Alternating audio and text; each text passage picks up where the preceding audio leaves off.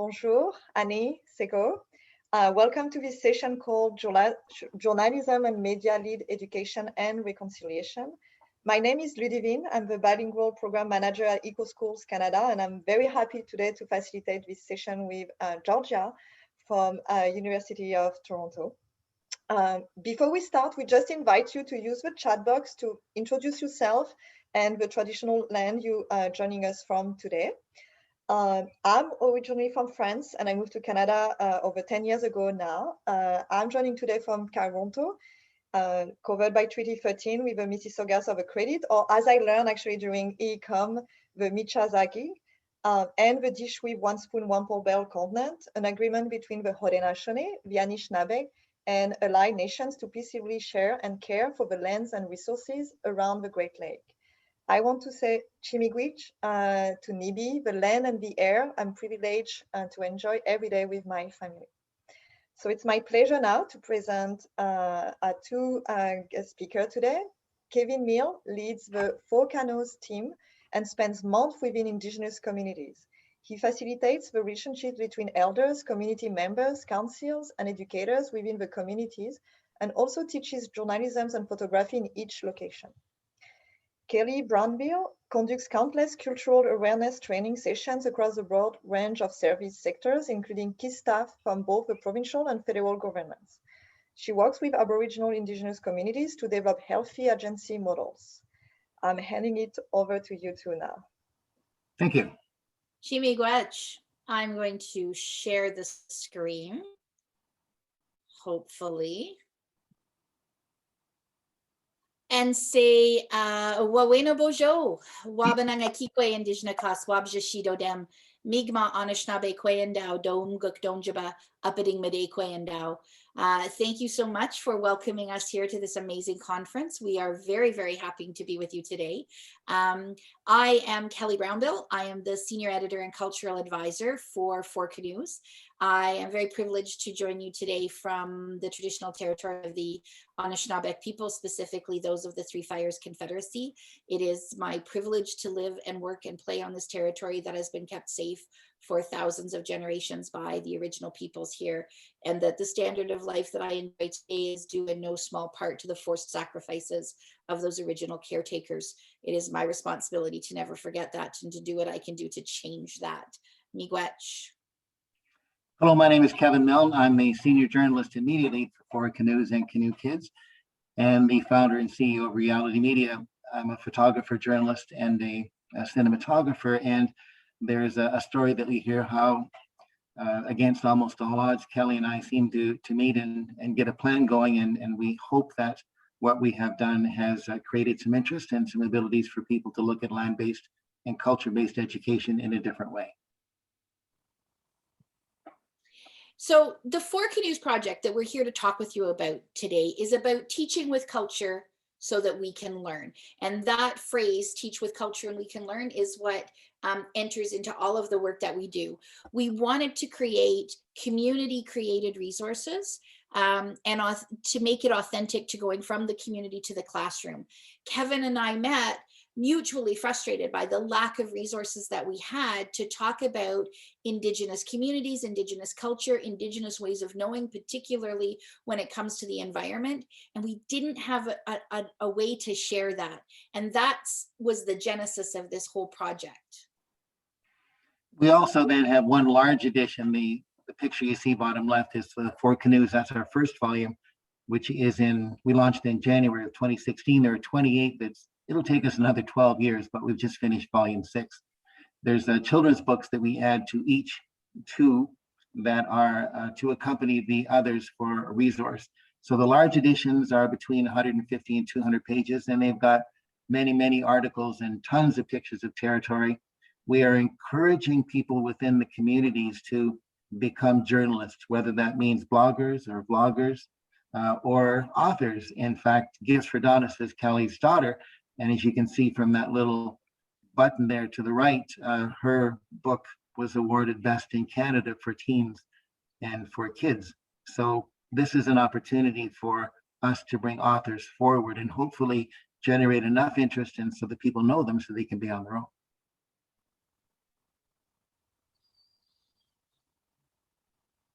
we wanted to have an opportunity to share with you some of the pictures that come right out of our editions. And this is a picture that Kevin took while he was in community on our second edition, which comes to you from Haida Gwaii. This is a particularly meaningful picture for all of us.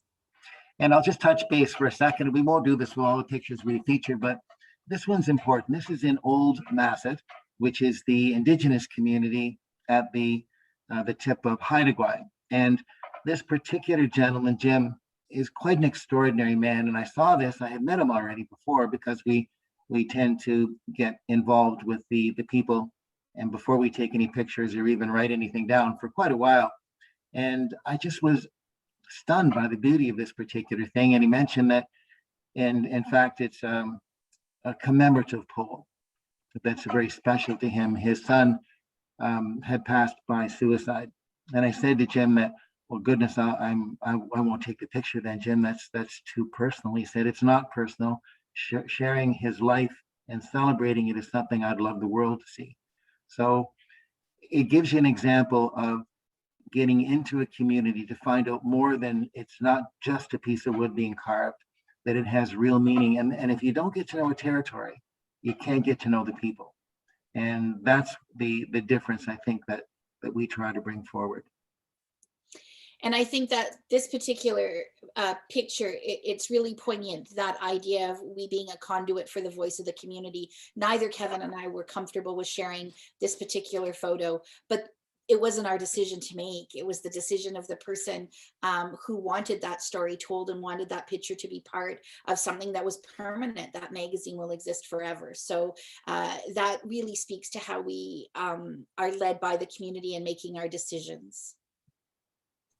So as I said, we came together with this idea to create this project. And for me specifically, I wanted to have Indigenous resources to recommend.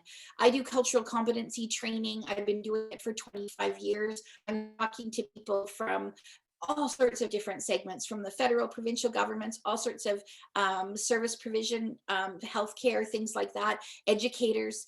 And I spend all of my time fighting appropriation. Other people telling my story or the story of my people.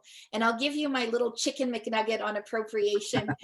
Don't have a lot of time to delve into it, but quickly, participation is not appropriation. Please don't be afraid to go to powwow, to wear beaded earrings, to hang native art in your home, to smudge your home. Participation is not appropriation. It crosses the line into appropriation when one of two things happens. The first thing is that you become a teacher and you say, oh, this is how Indigenous people smudge. And this is the traditional teaching of this people. That is inappropriate. Only people from a culture can share that culture. The second condition is if you start to make money on it. So if you're non-Indigenous but have a real knack for making dream catchers and you start selling them at your county fair, you are appropriating that culture. And I fought that because I didn't have a place where people could go to get authentic voices. I also come from a community that's been fighting for recognition since Newfoundland joined Confederation in 1949. My community story needed to be told. My community needed to have a voice. And my reach was pretty limited. I think I make a difference when I'm in workshops and talking with people about indigeneity and Indigenous issues in what we now call Canada, but I have no idea, no way to gauge what kind of an impact that has when people walk out of the room with me. And I wanted to have a bigger reach. And in my case, I was very much impacted by Justice Sinclair's The Truth and Reconciliation Commission. And as people are aware, there's 94 calls to action. And 6 entire sections of those calls to action refer to education. I was very fortunate in the sense that I grew up in Caledonia.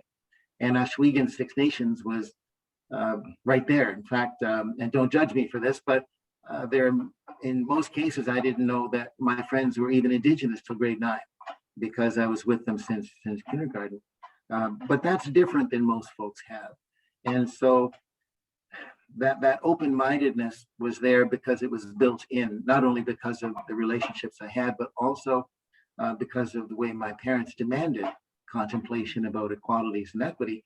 And that's what brought Kelly and I together. I'm sorry. That was my fault. Sorry. That's okay, I was done. Thank you, Kevin. This is another great picture from the Haida Gwaii issue. I love this guy, probably more than Kevin does. I was in a very remote location, actually, taking photographs, and came around a rock, and he was 30 or 40 yards away. I took a picture, and in the span of what seemed to be a millisecond, he was 6 inches away. I've never seen an animal, and he's huge, by the way. His shoulders were over 4 feet, 4.5 feet. Apparently he was around the 600 pounds mark. But he looked at me, he shook that big head of his and covered me with all that drool and simply walked off. It was his way of saying, well, you're in my territory, so have respect. So I put that in. In fact, it's not even that good a picture, quite frankly, but it brings back a rather startling moment that I had with one of the most beautiful creatures that decided to get up close that I've ever seen. Miigwech. So the first thing that we needed to do if we were going to enter into this endeavor was to learn to listen without preconceptions. So normally in journalism, we would walk into a space having done our research, having understood where, as best we could, we were walking into. That was a huge challenge in this project because remember, we're doing it because there isn't appropriate, authentic material for us to research. And we're walking into places no one's ever been before, or at least no one's ever gone in to do the work that we wanted to do before. And that's a very important contemplation too. If we participated in using inappropriate materials, then we're doing harm and we're perpetuating a negative issue. And so that was the hardest thing. And Kelly guided me through that. She really is someone that I always describe jumps and leaps over tall buildings, but it's really true. And it was an exercise in knowing and participating. The guest editors are there to help us. Kelly is in direct communication with them. By the end of each edition, we have more than 200 people involved in each edition, 98, 99%, all from the community. And we're very proud of that. It's their words, it's not ours. Mm-hmm. In fact, we take no credit for it. It's them. Absolutely. And it was important for us to let culture drive the writing of the actual copy. And that's very difficult because there isn't one pan-Canadian, Indigenous, Aboriginal, whatever term you want to use, identity. They're all so different, and that diversity is what makes us strong. It's much what makes us resilient, and it's very much embedded in an Indigenous way of knowing. We don't believe that different is bad. We believe in a plurality of wisdoms. So the really tricky part was having an appropriate cultural view when we know that Indigenous communities are suffering through all sorts of various stages of trauma, but yet I couldn't impose my culture on someone else's community.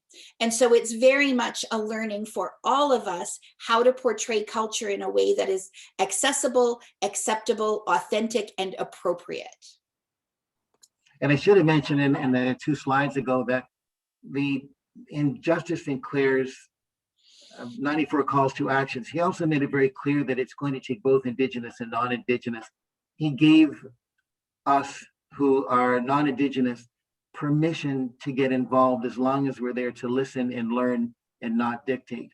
And Kelly and I are fervent believers that it takes a lot of people pushing that boulder up, and we're nowhere near the top. But when we get there, and there's a lot of people doing great work now, that boulder's going to fly down the hill, and we're convinced of that. Or we stop doing the work.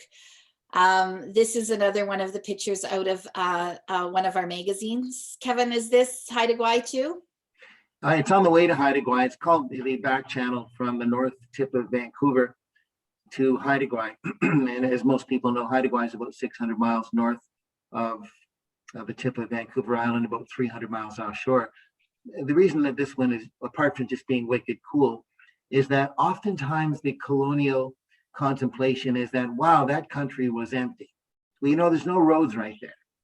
But I can tell you, and there's lots of extraordinary information to prove that this area was and still is populated by many of the Indigenous communities that whip through there. There are stories of long lines of Haida war canoes, for example, that took 3 days to pass. So because it's beautiful and isolated, in no way means that it wasn't territorially handled by civilizations that were extraordinary and still are. Miigwech. So what are the challenges that we faced in doing this work? That first bullet point can't be underestimated. Indigenous people are relational, and it wasn't just about having authentic material to share with you.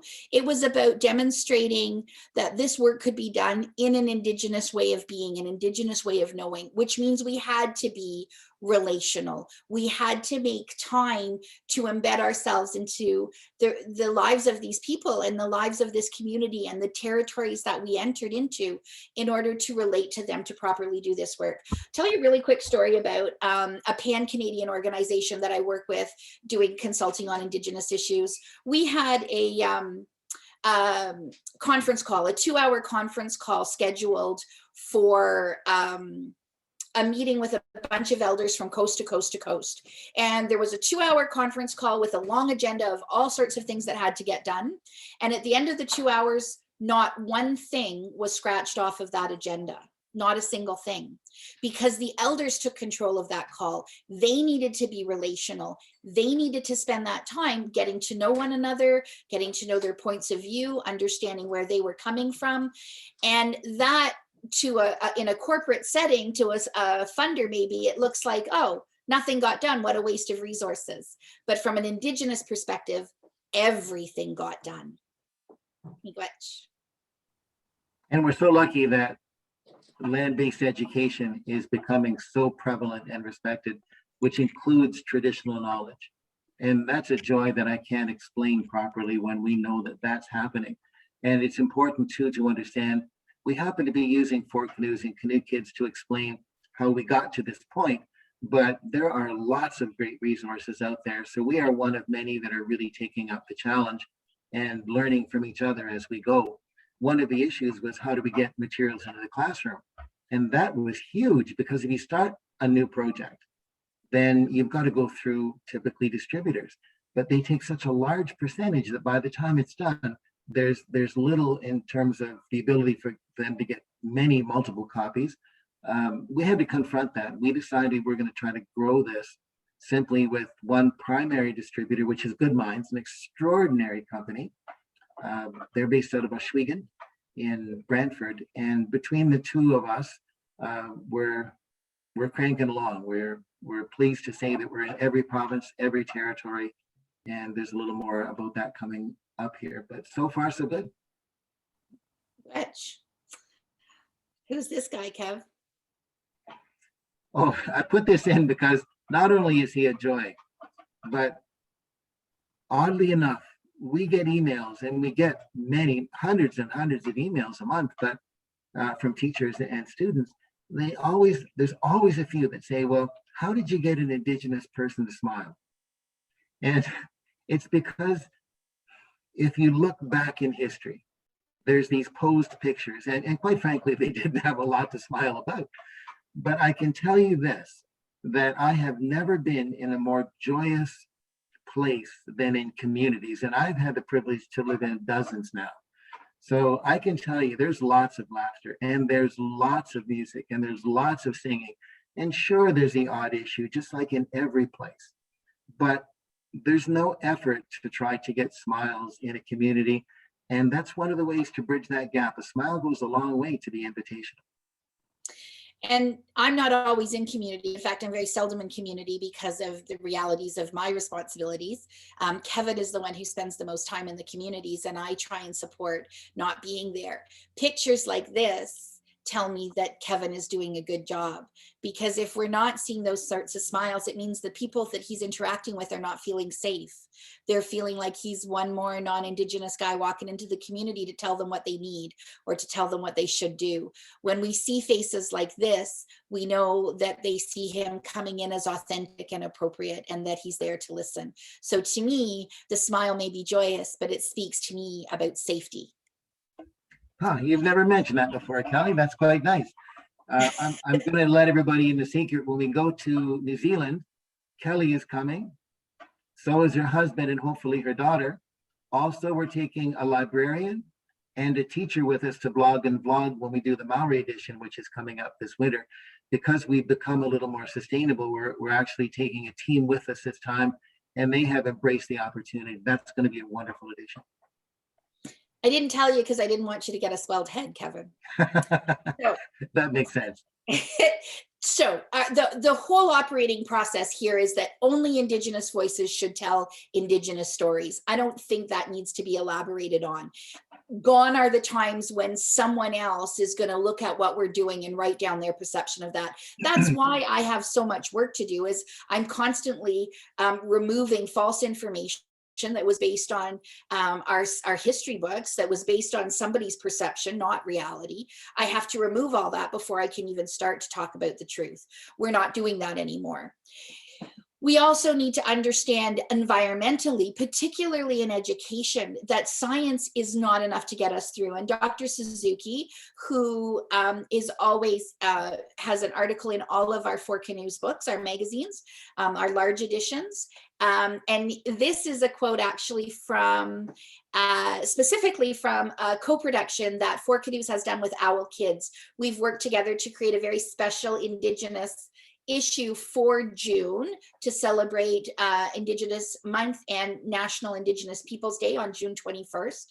And Dr. Suzuki says the element of reciprocity, of responsibility, what I would say as relationship, is, sorry, I have to move because I can't see it all, in contemporary science and society in general. That's what's missing. Sorry, I messed up the quote, but that's what he's talking about. He's talking about science is awesome, but science is cold and it's encapsulated.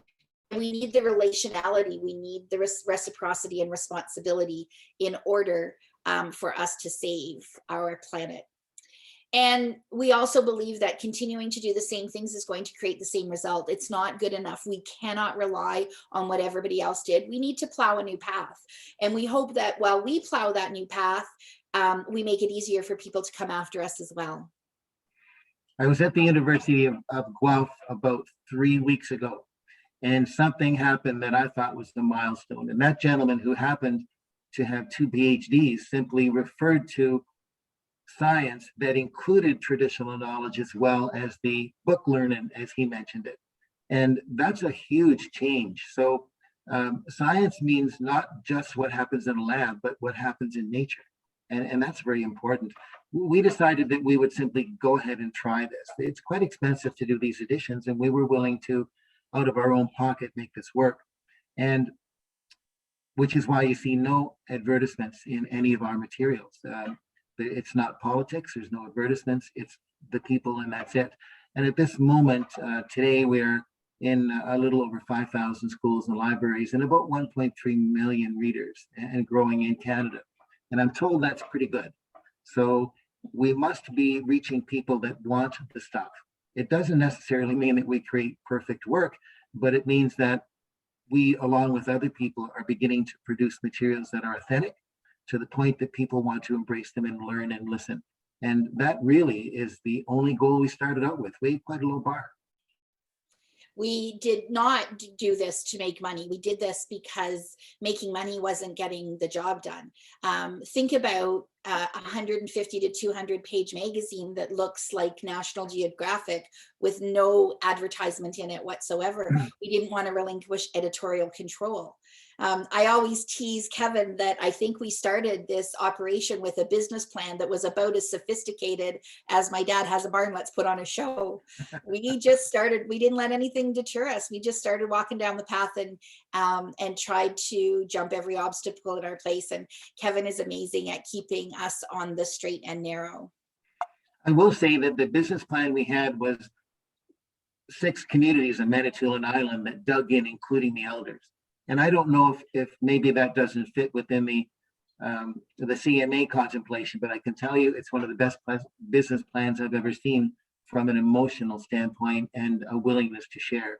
So I don't disagree with Callie, but we sure listened and learned. Another beautiful picture from our Haida Gwaii edition. And this just isn't someone who's posing. his wife, who's an extraordinary person, that's a traditional hat in Haida Gwaii. Christian carved that pole. Each one of those, and it's a very large one, it's 60 feet tall, has meaning to it. The longhouse in behind, he built by hand with the community at Haida Gwaii. Nothing is posed. Everything that is within the communities is real, because every single one is signed off by the individual. They're there because they want people to know who they are as a people and to be invited into their territory, even if it's only through the pages of our editions. Exactly.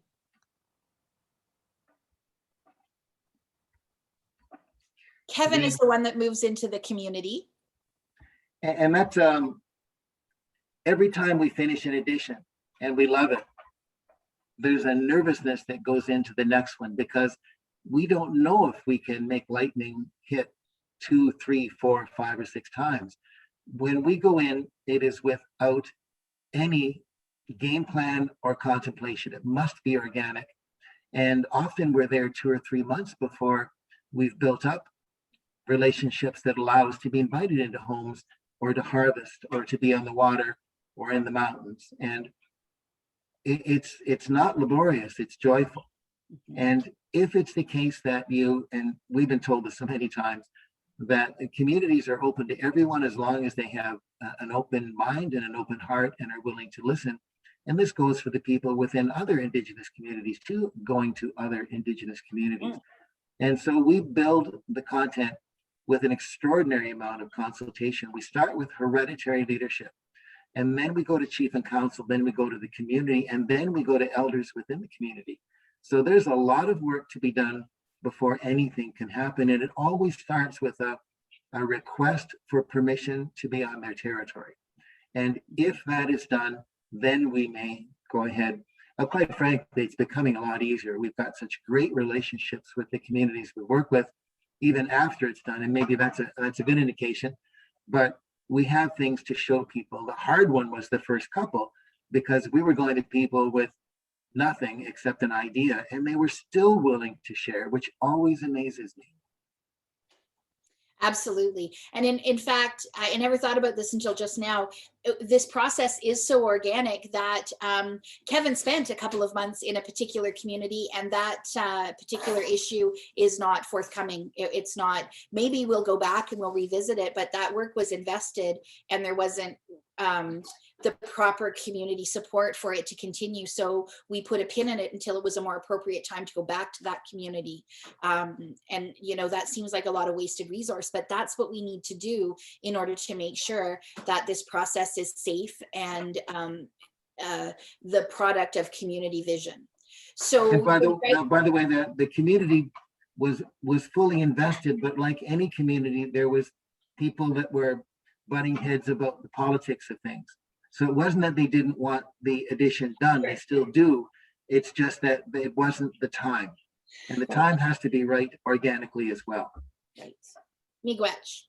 So some of the writing is actually done by community members, but sometimes we are the pen that recounts their stories. Not everyone that we want to be on the pages is going to have the ability to, or the desire even, to sit down and write their story. So we work with some and help edit and develop if they want to be the one that writes the story, but we also will write that for them. But every time an article is written, let's say I write an article about Kevin's encounter with that bear, that article goes to Kevin and Kevin has to approve it before we ever move it into press. And that's not normal journalistic procedure. So we make sure that even if we are their pen, it's their words that we're writing down with none of our content added in.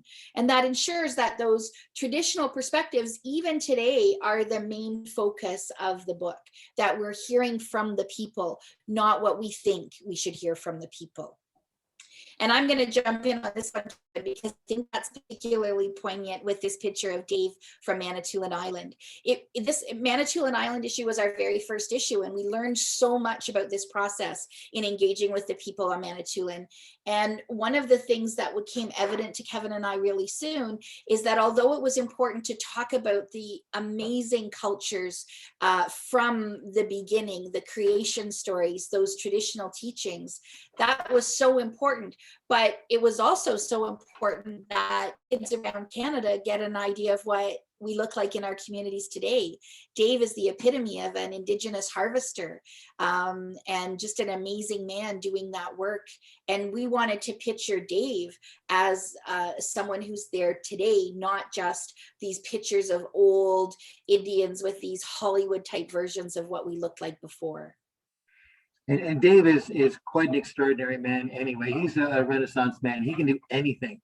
And over 5 years since we've been working together, we've become very good friends. And I've helped him net. We've hauled moose out of the bush together.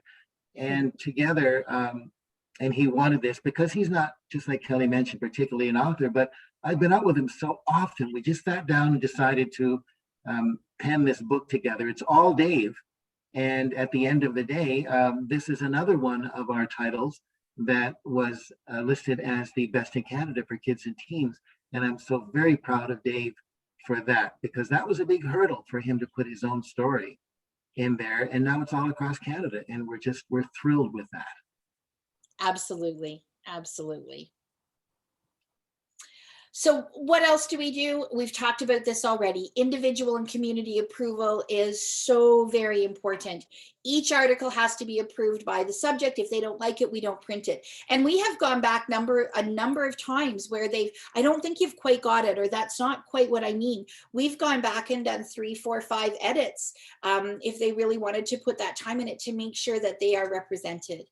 So important that every issue has a guest editor or 2. In some ways, sometimes there are more than 1 to approve the entire issue. So we go into the community, we start to gather this process grows organically. We go to the individuals and say, is this how you want to be represented? And then we go to our guest editors and say, look at this book from cover to cover. Is this how you want your community to be represented? Is this what people want to know? So the 3rd edition, the Mi'kmaq of Daumguk, which is my people, had 2 guest editors, a chief from the West Coast and a chief from sort of the South Coast. So Calvin White and Marcel Joe, both very, very respected elders and leaders in our communities, both looked at that issue to make sure that we were capturing how they wanted to be portrayed out there in the real world. And that is such an important part of the process. And we have to give them credit because they do so much work looking at each article, looking at the flow of the piece, looking at what article should go in, what shouldn't, looking at every picture. Is this picture appropriate? Are we talking about this picture in the right way? Our guest editors, we couldn't do this without them. And it's important to know that those guest editors also are liaisons, not only with the territory, but with the people. And so they'll say, here's something really neat that's going on, like a potlatch or a sunrise ceremony, and get permissions to be able to attend. There's many times we attend, never take a picture because it's inappropriate, but we'll be able to learn enough that will help us with other additions. And we do listen to those cultural advisors because there are guides within the community and they work directly with Kelly. Sometimes they'll phone me up. It happened last year. And Larry said, well, there's great news. Just within about 20 minutes from here, there's a grizzly and a cubs, and he just said you should whip up there and get that picture, except he didn't tell me they were right by the road. I managed to make it in, and I think I barely made it back to the car. But at any rate, I'll listen carefully before I do that one again. We also assign joint copyright, and that's really important. And we've been by some of the people that wanted to carry our materials, and I won't mention the names, but we assign joint copyright. It means we can't change a word, even if it's a spelling mistake, without their permission. It's the guarantee that we've given them that this is their work too. So we all have to be really proud of this before we can release it. And we are members of the Canadian Association of Journalism. There's a very involved ethics agreement, and we adhere to that they often will say, well, good work, except that you're the only one that gets approval. And that meets some skepticism. But there's so much that's out there that's wrong. We simply don't want to participate in that game. So we do make an exception in that regard. I love this picture. The birch bark canoe is something that's ethereal. And this one was made without one power tool, simply with a round knife, it's called, and that's it. People need to, there's a silence that comes over people when they see a traditional birch bark canoe. It links us all as people. And the reason that the word canoe is in our title is the Four Canoes, for example. We believe that that canoe bridges the gap to allow people to hear other people. It's that connection without having the prejudice and biases that we all may have unintentionally incorporated within our positions. And I can tell you, Four Canoes is pretty simple. Our canoe holds four things. It holds environmental rights, it holds cultural rights, it holds human rights, and it holds equity. And it's a real easy way to describe our complete effort to try to cover those four things within one edition. And it also talks to the four directions and how people from all over the globe come together to bring their own gifts. There's a teaching in my culture about the four colors of human beings that talks about that we all bring gifts and we all are better because of that unity. Kevin has already mentioned the issue that we're going to do in New Zealand on the Maori. Indigenous people are not just here in North America, nor are they just here in Canada. Our fourth edition that came after the Mi'kmaq edition, we went down to southwestern United States to do an issue on the Yavapai. And although my community is on that frozen rock in the North Atlantic and they're in a desert in southwestern United States, the similarities between our journeys as Mi'kmaq people and as Yavapai people is quite astounding. And it was such a privilege for us at Four Canoes to do those communities back to back. So we will look beyond what is now North America, beyond Turtle Island, to look for Indigenous stories, to link us together globally, to link us together relationally. And the canoe certainly leads us to that. The Yavapai people had a phrase for the Spaniards when they came in 1590. They called them Haigoa, which means water carriers. And it was confusing to them because the Spaniards called this a desert, but it was a place of plenty. There's not a Yavapai that was there that couldn't get water anytime he wanted, food anytime he wanted. It was a place of plenty. And so it's interesting that they use that word Haigoa, simply meaning water carriers, because they felt that they were too silly to know the land enough to be able to navigate without having to carry anything. It was quite amazing. A different approach to environmentalism. Okay, we're getting towards the end of our time, so we'll move a little quicker through these slides. What we have learned is that Indigenous peoples are unbelievably resilient. There is so much talk about historic trauma, historic trauma, so much to talk about inherited trauma, generational trauma. We need to start understanding that we have survived that trauma because of our resiliency, and we need to be more asset-based than deficit-based and talk about our historic resiliency, our inherited resiliency. And even with the history that we have lived through, we are still willing to share and to teach those who will listen. Takes a while sometimes for us to trust, takes a while sometimes for us to feel comfortable, but we don't shut any doors. We're willing to tell our stories to people who want to respect and listen. And these last 2 points, and I'll go through them quickly, but we've already mentioned that we believe that we produce with the communities that are authentic and empowering materials, and they are being demanded in the classroom. It's really important to know too that because that demand has been so high, teachers reach out and say, I don't know how to teach properly with these because we have no background. So we put a team together of Indigenous and non-Indigenous teachers that's actually going to create STEM lessons, lesson plans, and teacher guides commencing September 1 on all of our materials, both the larger editions and the children's books, because we're getting that much of a request, and we're overjoyed with that. I'm just going to move through that so we can get going. We've got about 2 minutes left, Kevin. All right. You were going to talk about getting the work in front of the educators and students. And that's the process that we're in. And because we've been able to have that opportunity, we still need to convince people why or explain how or what the difference is between culturally accurate and authentic materials from the communities into the classrooms. And we mentioned about the STEM and the lesson plans already. We've been able to partner with some larger firms as an experiment, and Kelly will touch on that in a moment. But we have to embrace technology, and that's really the key to what this whole presentation is. And there's a mistake on that link. You have to add a 2021 at the end of that, and that will open up a digital shelf that you can look at and review the last 10 or 15 books that we've done, cover to cover, including listening to the language being spoken and read back to you in English and whatever the language is of that particular nation featured.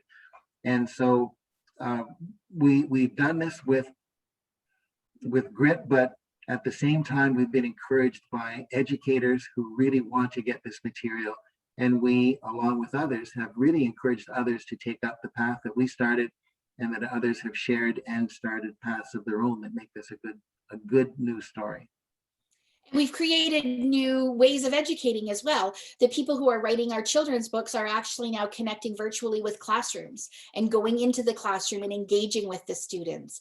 I find that amazing because so many students across Canada don't have an opportunity to interact with Indigenous people or to actually touch Indigenous ways of knowing.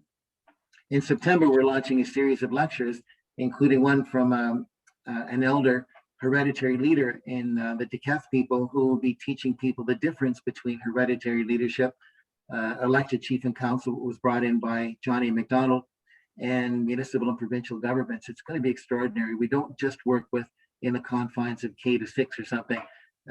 Queen's University bought our materials for their props, but at the same time, Conestoga College bought them for their preschools, and that'll give you an indication. The real link is the forcanoes.org ecom 2021, and that will be up for a couple of weeks. Our link to both to Kelly and myself are there, and we encourage anyone to reach out to us for more information. The shelf that you see, although it's larger in the schools, we have board-wide licenses that are, next to nothing per person, that we're using these materials. I can tell you the Eagle Feather story yesterday got 43,000 views. And that'll give you an indication of how they're being used. And Georgia has very kindly put up the link in the chat box.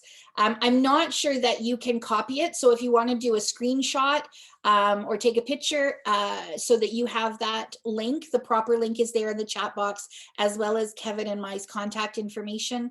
And as Kevin says, that link will be live for until the end of the month. Kevin, is that what you? Yes. Yeah. So, and if people need it longer than that, let me know, Kevin@forcanoes.org, and I'll make sure that there's access for you to peruse it, because we're all busy. And we really invite you into the process, invite you to stroll through these electronically and have a look at everything that we've just talked to you about. You'll recognize the pictures, you'll recognize the things that we've talked with you about.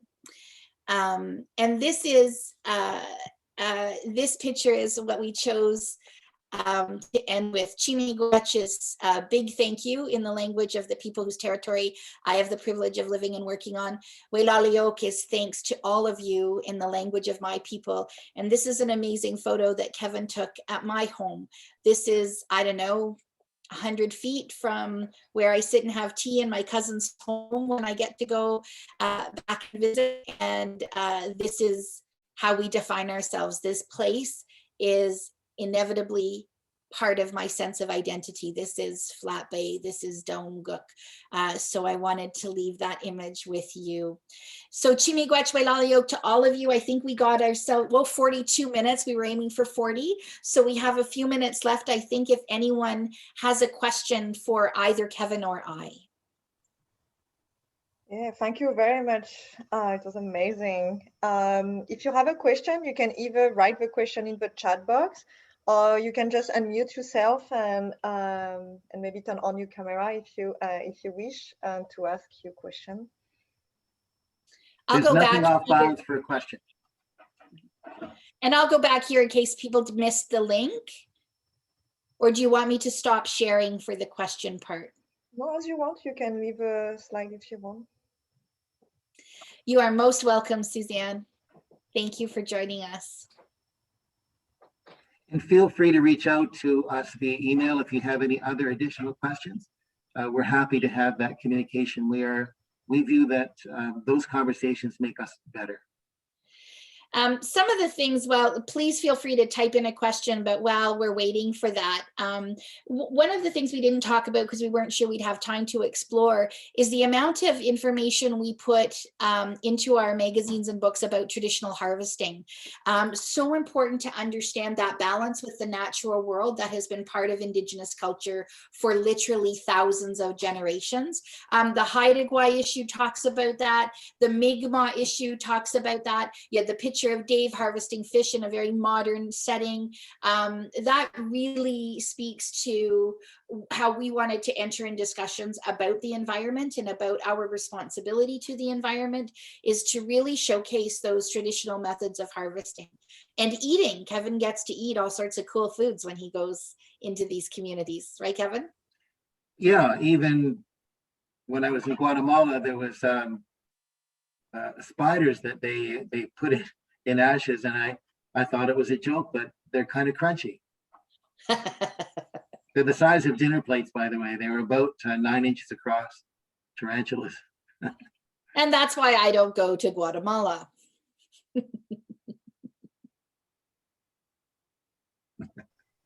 Maybe I have a question actually for you. I've been very inspired by your definition of appropriation because as a non-Indigenous person, it's a big question of mine that I always have. And I think we hear a lot of different definitions also, and people have, of course, like different insight on it. So I really appreciated what you said, really resonated with me. And I have a question because I heard also many other Indigenous people saying like, please don't teach our culture, like let us do it. So now when we have access to resources like yours, for example, that really authentical, like a book or the magazine you have, is it okay as a teacher to read it, to use this resource?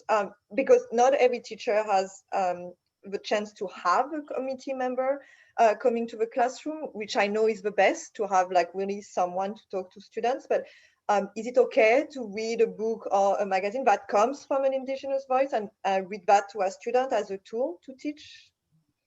I'm really glad that you asked that question, because I thought as I left this talk about appropriation, I didn't discuss appropriation from an educational lens, and that's so important. Teachers don't have access to authentic voices to come into the rooms quite often, and you have curriculum and you have things that you have to talk about.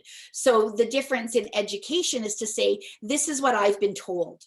So rather than say with your curriculum that you don't know where it came from, you don't know what kind of Indigenous content is in it, but you're told you have to teach it, you say, this is what I have learned, or this is what I've been told.